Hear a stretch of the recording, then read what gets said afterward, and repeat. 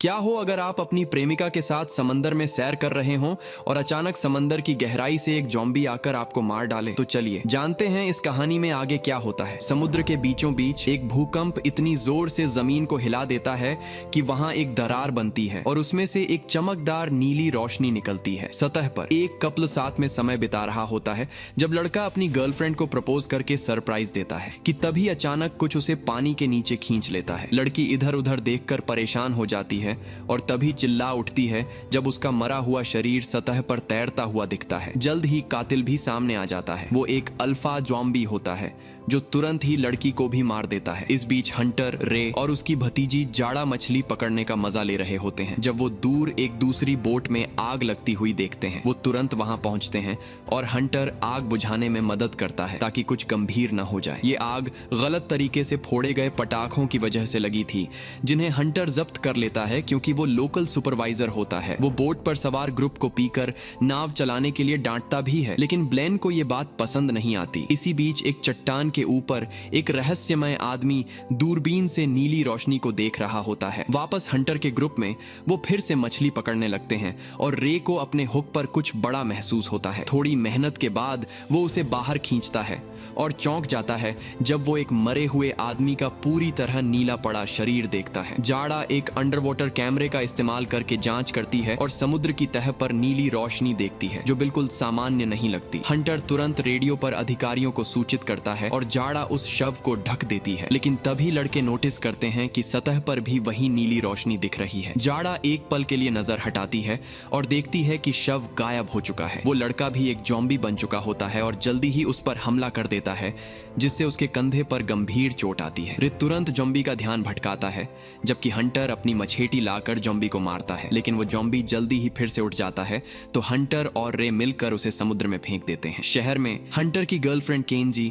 और उसकी बेटी सैम को हंटर का कॉल आता है जो चाहता है कि केंजी जाड़ा की मदद करे क्योंकि वो डॉक्टर है। केंजी तुरंत अपने पति से मिलने निकलती है जबकि सैम अपने दोस्तों के साथ एक कॉन्सर्ट अटेंड करने जाती है। वहां सैम की मुलाकात सिंगर डैग से होती है और उनके बीच कुछ खास जुड़ाव होता है। जल्द ही केंजी और एक एम्बुलेंस जाड़ा को लेने पहुंचते हैं और उसे अस्पताल ले जाते हैं जहां डॉक्टर उसकी जांच करते हैं और रे उसके साथ रहता है। इस दौरान हंटर शेरिफ अकोनी से मिलता है और दोनों मिलकर इस अजीब घटना की जांच करने का फैसला करते हैं। वो हंटर की बोट से निकलते हैं और सतह पर पहले से ही नीली रोशनी देखते हैं। हंटर फिर से कैमरा भेजता है और एक जहाज का मलबा देखता है जिसमें से वो रहस्यमय रोशनी निकल रही होती है। जहाज पर नाम और पहचान की प्लेट नहीं होती जो और भी अजीब है। उसी के पास एक अजीब जीव तैरता हुआ नजर आता है। हंटर कहता है कि ये हमले ज़ॉम्बीज के हो सकते हैं और अपना अनुभव साझा करता है लेकिन अकोनी उस बात का मजाक उड़ाता है। तभी पानी में ज़ॉम्बीज की एक बड़ी भीड़ दिखाई देती है जो उनकी तरफ तैर रही होती है जिससे अकोनी अब हंटर की बातों पर यकीन करता है। जब हंटर केंजी को कॉल करता है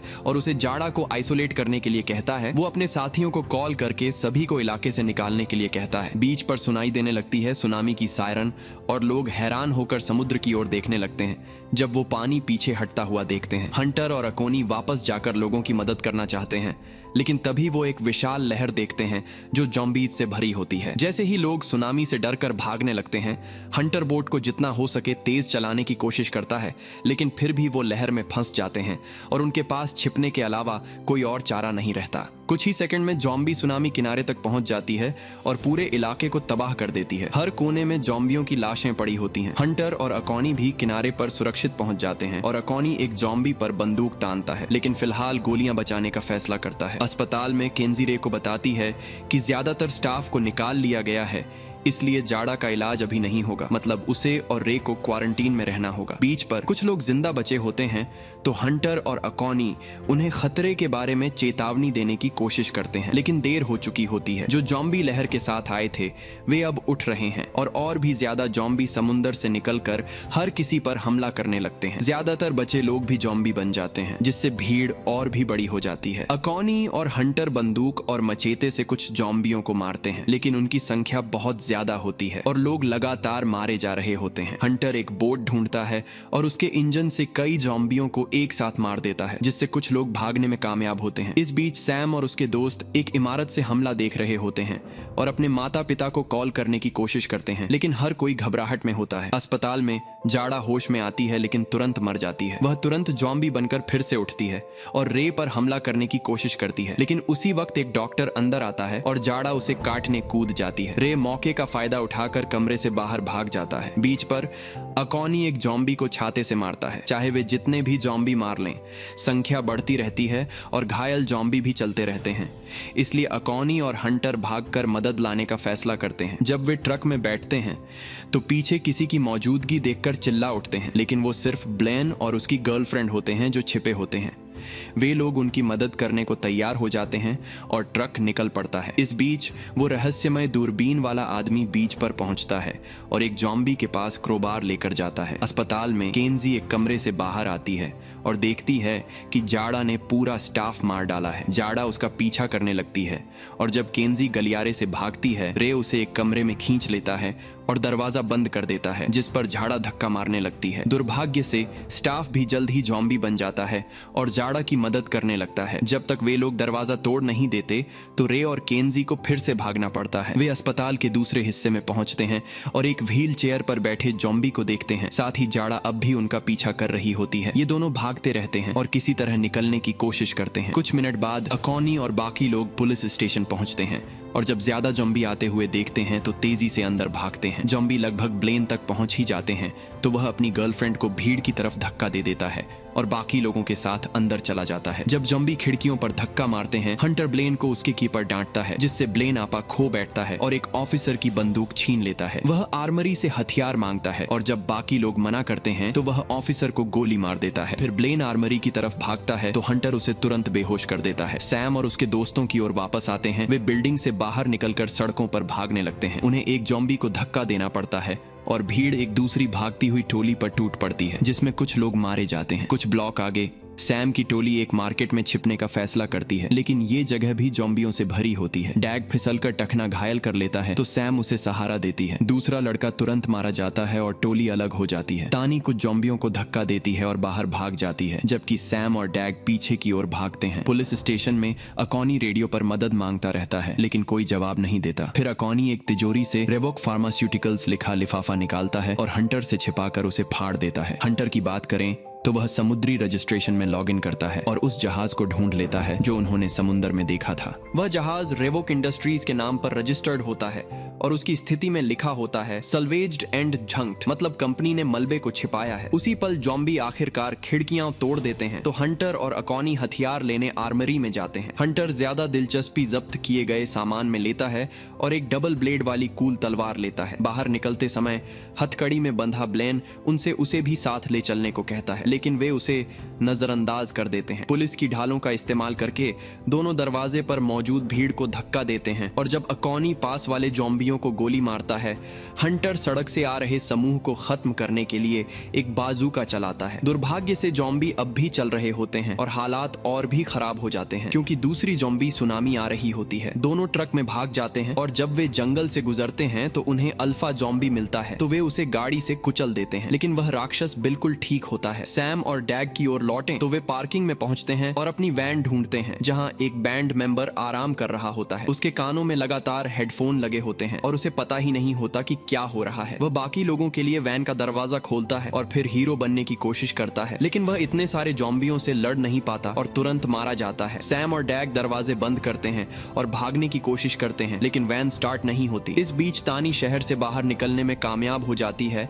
और जॉम्बी अब भी उसका पीछा कर रहे होते हैं। उसे दूर एक घर दिखता है और वह तेजी से फाटक की ओर दौड़ती है जहां मार्टी उसे सिक्योरिटी कैमरे में देखता है। ये वही रहस्यमयी आदमी है जिसने पहले एक जॉम्बी को पकड़ रखा था और उसे बेसमेंट में छिपाकर उसका अध्ययन कर रहा होता है। मार्टी उससे सिर के पीछे का हिस्सा दिखाने को कहता है ताकि यह पक्का कर सके कि उसे काटा नहीं गया है, और जब वह साफ निकलती है तो गेट खोल देता है। तानी अंदर भागती है ठीक उसी वक्त जब जॉम्बी पहुंचते हैं, लेकिन अब भीड़ गेट के सामने इंतजार करती है। फिर तानी मार्टी का रेडियो लेकर अपने पापा को कॉल करती है जो कि अकॉनी होता है। वह वादा करती है कि वह मार्टी के साथ अंदर रहेगी और अकॉनी से कहती है कि वह मार्केट से सैम को ले आए। पुलिस स्टेशन में ब्लेन मरे हुए ऑफिसर की लाश तक पहुंचने में कामयाब हो जाता है और चाबियां लेकर खुद को आजाद करता है। जब वह बाहर जाने की कोशिश करता है तो उसे अपनी जॉम्बी गर्लफ्रेंड दरवाजे पर मिलती है जो तुरंत उस पर कूदती है और उसे काट लेती है। पार्किंग में डैग डैग मानता है कि वह सैम की रफ्तार को धीमा कर रहा है और कहता है कि वह उसे छोड़ दे। फिर वह कार की खिड़की से बाहर निकलता है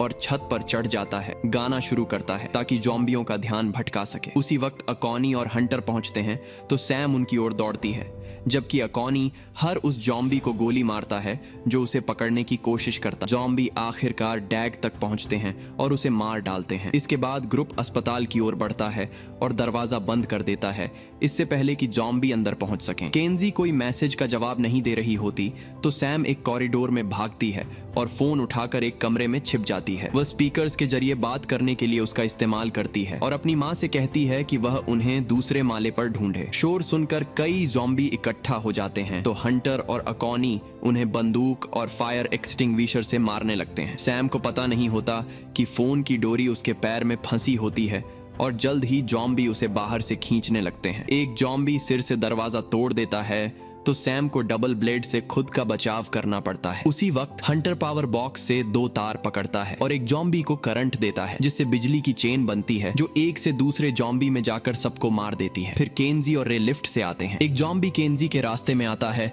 तो वह तुरंत उसे घूंसा मारकर गिरा देती है और आखिरकार अपनी बेटी से मिलती है, जबकि बाकी लोग ज़ॉम्बी को बंद कर देते हैं। ग्रुप बाहर निकलने की कोशिश करता है और केंजी नोटिस करती है कि वे ज़ॉम्बी जो लहर के साथ आए थे वे अलग दिखते हैं उन लोगों से जिन्हें काटा गया था। वह निष्कर्ष निकालती है कि उन पर कोई प्रयोग किया गया है। बाहर हंटर तलवार से कुछ और ज़ॉम्बियों को मारता है ताकि ग्रुप ट्रक में चढ़ सके और आखिरकार भाग सके। कुछ देर बाद वे मार्टी के घर पहुंचते हैं और तानी अपने पापा से मिलती है। वह नोटिस करती है कि अकॉनी को एक चोट लगी है और मार्टी घबरा जाता है, लेकिन अकॉनी उन्हें भरोसा दिलाता है कि वह सिर्फ एक खरोंच है और उसे काटा नहीं गया। जब सब अंदर होते हैं, अकॉनी मार्टी का रेडियो लेकर बैकअप मांगने की कोशिश करता है। हालांकि मार्टी कहता है कि उसने इस सब के शुरू होने के बाद से किसी से संपर्क नहीं किया है। तानी महसूस करती है कि 2 सुनामी हो चुकी हैं और कोई भी जांच करने नहीं आया है। इसका मतलब है कि इसके पीछे कोई साजिश है। उसी वक्त ज़ॉम्बी कैदी जंजीरों से आजाद हो जाता है और गुर्राता है। अकोनी को एक आवाज सुनाई देती है और वो जांचने के लिए जाता है। एक्सपेरिमेंट वाले कमरे में घुसता है और देखता है कि बिस्तर खाली है। अचानक ज़ॉम्बी उस पर झपट पड़ता है और थोड़ी लड़ाई के बाद अकोनी को काट लेता है। जैसे ही वो दर्द में चिल्लाता है, वो ज़ॉम्बी को लात मारकर दूर फेंक देता है और फर्नीचर से टकराने की आवाज बाकी लोगों को सुनाई देती है। ज़ॉम्बी उन्हें सुन लेता है और ऊपर चला जाता है, जहां सब लोग उसे धक्का देते हैं और फिर उसकी लड़ाई केंजी से हो जाती है। मार्टी तुरंत उस पर अपना टेजर इस्तेमाल करता है और एक झटके में उसे मार देता है। रे अकोनी को ऊपर लाता है और तानी उसका जख्म संभालती है, जबकि हंटर टेजर को तलवार से जोड़ देता है ताकि वो और असरदार हो जाए। ग्रुप मार्टी को डांटता है कि उसने ज़ॉम्बी को छुपाया, तो वो बताता है कि वो उनकी कमजोरी जानने के लिए एक्सपेरिमेंट कर रहा था। इन ज़ॉम्बीज के अंदर फास्फोरस वाला लिक्विड भरा है जिससे पानी में चमक आ रही थी और इसी वजह से सिर्फ बिजली ही इन्हें पूरी तरह मार सकती है। हंटर नतीजा निकालता है कि उन्हें ज़ॉम्बीज को दोबारा पानी की तरफ लुभाना होगा और वहां बिजली छोड़नी होगी ताकि सब एक साथ मारे जाएं। उन्हें मलबा भी उड़ाना होगा ताकि वहां से और ज़ॉम्बी ना बने। तो मार्टी बताता है कि उसके पास बहुत सारे ग्रेनेड और C4 हैं। ग्रुप हथियार पैक करने लगता है और हंटर बाहर जाकर रास्ता साफ करता है, लेकिन टेजर काम नहीं करता। तभी गेट खुलता है तो केंजी भी मदद के लिए बाहर आती है। वो वुड चिपर चालू करती है और फिर दोनों मिलकर ज़ॉम्बीज से लड़ते हैं और उन्हें चिपर में डालकर खत्म कर देते हैं। उनकी टीम वर्क जबरदस्त होती है और जल्दी ही सारे दुश्मन मारे जाते हैं ताकि ग्रुप भाग सके। जाते समय केंजी हंटर से कहती है कि अगर उसे कुछ हो जाए तो वो सैम का ख्याल रखे। अकोनी को थोड़ी तबीयत खराब लगती है तो वे सब एक गुफा में रुकते हैं। हैरानी की बात यह है कि वो अब तक ज़ॉम्बी नहीं बना और मार्टी समझाता है कि उसे सिर के पास नहीं काटा गया था, इसलिए इन्फेक्शन को दिमाग तक पहुंचने में वक्त लग रहा है। जब अकोनी को लगता है कि उसका अंत पास है, वो सच बताने का फैसला करता है। 30 साल पहले एक फार्मा कंपनी इस बीच पर एक नया एंटी एजिंग मेडिसिन टेस्ट करने आई थी, वो भी सरकार से छिपकर एक शिप में। उन्होंने सबको रिश्वत दी थी, यहाँ तक कि लोकल काउंसिल को भी। अकोनी ने इसलिए मदद की क्योंकि उन्होंने उसकी बीवी का इलाज कराने का वादा किया था, लेकिन अफसोस वो फिर भी मर गई। लेकिन दवा इंसानों पर टेस्ट के लिए तैयार नहीं थी और बहुत खराब साइड इफेक्ट्स आए, तो कंपनी ने पेशेंट्स और स्टाफ को हटाकर उस शिप को डुबा दिया जिसमें सारे संक्रमित लोग थे। उन्होंने पहचान वाली प्लेट भी हटा दी क्योंकि उस पर कंपनी का लोगो था। केंजी को शक होता है कि ये सिर्फ साइड इफेक्ट्स नहीं थे बल्कि कंपनी का असली मकसद मकसद इंसानों से हथियार बनाना था। उसी वक्त जॉम्बी उन्हें ढूंढ लेते हैं और हमला करते हैं। हंटर आखिरकार टेजर वाली तलवार ठीक करता है और मार्टी के साथ मिलकर जॉम्बीज को मारता है, जबकि बाकी सब भाग जाते हैं। बाहर निकलते वक्त तानी को अकोनी को पीछे छोड़ना पड़ता है क्योंकि अब वो मर चुका है, लेकिन वो उसके हाथ में एक ग्रेनेड रख देती है। जब सारे जॉम्बी मर जाते हैं, हंटर और मार्टी बाकी सबके साथ मिल जाते हैं और गुफा से बाहर निकलते हैं। जाने से पहले तानी देखती है कि अकोनी अब जॉम्बी बन गया है और अपने होश के आखिरी पल में वो ग्रेनेड फोड़ देता है। धमाका गुफा को ब्लॉक कर देता है और ज्यादा जॉम्बीज को रोक देता है। कुछ देर बाद ग्रुप बीच पर पहुंचता है और प्लान के मुताबिक बंट जाता है। मार्टी बताता है कि उसने अपने घर में भी कुछ C4 रखे थे और अब वो रिमोट से उसे उड़ा देता है। रे, मार्टी और तानी एक बोट में बैठकर C4 को मलबे तक ले जाते हैं। मार्टी सारा कनेक्शन बना रहा है और तानी उसे जल्दी करने को कहती है क्योंकि जॉम्बीज तैरते हुए आ रहे हैं। हंटर कुछ वायर लेकर उन्हें टाइड पूल की तरफ खींचता है, जबकि केंजी और सैम पावर बॉक्स के पास सही वक्त का इंतजार करते हैं बिजली चालू करने के लिए। फिर हंटर एक बाइक लेकर लाउड म्यूजिक चलाता है ताकि जॉम्बीज उसके पीछे बीच की तरफ आएं। उसी वक्त मार्टी पानी में कूदकर C4 लगाता है और जॉम्बीज से घिर जाता है। रे उसे बचाना चाहता है, लेकिन एक जॉम्बी बोट पर चढ़ जाता है और रास्ता रोक देता है। जब तक तानी उस जॉम्बी को धक्का देती है, तब तक बहुत देर हो चुकी होती है और मार्टी मारा जा चुका होता है। जब हंटर टाइड पूल तक पहुंचने ही वाला होता है, बाइक रेत में फंस जाती है और उसे पैदल जाना पड़ता है। अचानक उसे अल्फा जॉम्बी मिल जाता है जो उसे गिरा देता है। टेजर फिर से काम नहीं कर रहा होता तो हंटर को हाथों से लड़ना पड़ता है। अल्फा उसे तुरंत असलाहा छीनकर पकड़ लेता है तो हंटर उसे कुछ किक मारकर छुड़ाता है। केंजी ये सब देखती है और बाइक को निकालकर दोबारा म्यूजिक बजाती है ताकि सब जॉम्बी टाइड पूल की तरफ आए। हंटर अल्फा से लड़ता रहता है और जब वो उसे गले से पकड़ता है, हंटर उसी मौके पर छिपी हुई चाकू निकालकर उसका हाथ काट देता है। बोट पर तानी जॉम्बीज को गोली मारती रहती है जो बोट पर चढ़ने की कोशिश कर रहे हैं, लेकिन वो रुक नहीं रहे। रे उसे लाइफ जैकेट देता है और कहता है कि वो भाग जाए जैसे उसके पापा चाहते थे, तो वो समुद्र में कूद जाती है। अल्फा अब भी हंटर से लड़ रहा होता है जो उसे किक मारता है और फिर तलवार उठा लेता है। टेजर आखिरकार काम करता है और वो जॉम्बी का सिर काट देता है, उसे पूल में फेंकते हुए ठीक उसी वक्त जब सैम पावर बॉक्स चालू करती है, जिससे सारे जॉम्बीज करंट लगकर मर जाते हैं। जब तानी काफी दूर तैर जाती है, रे रेडियो पर हंटर को अलविदा कहता है और C4 को एक्टिवेट करता है, जिससे उसका बलिदान होता है। एक बड़ा वेव बनता है और बीच की तरफ बढ़ता है तो हंटर को भागना पड़ता है। उसे रास्ते में जॉम्बी बन चुका ब्लेन मिलता है और वो खुशी से उसे तलवार घोंपकर उसका सिर उड़ा देता है। फिर हंटर वेव के टकराने से पहले बच निकलता है। वो केंजी और सैम से मिलता है जो तानी को पानी से बाहर निकाल रही होती है। कपल एक दूसरे को चूमता है और फैमिली दूर से आ रही कोस्ट गार्ड की शिप को देखती है। और इसी के साथ मूवी एंड होती है। आपको मूवी कैसी लगी, कौन सा पार्ट सही लगा, कमेंट जरूर करें और लाइक सब्सक्राइब जरूर करें ताकि नई हाई क्वालिटी वीडियो आपको मिलती रहे।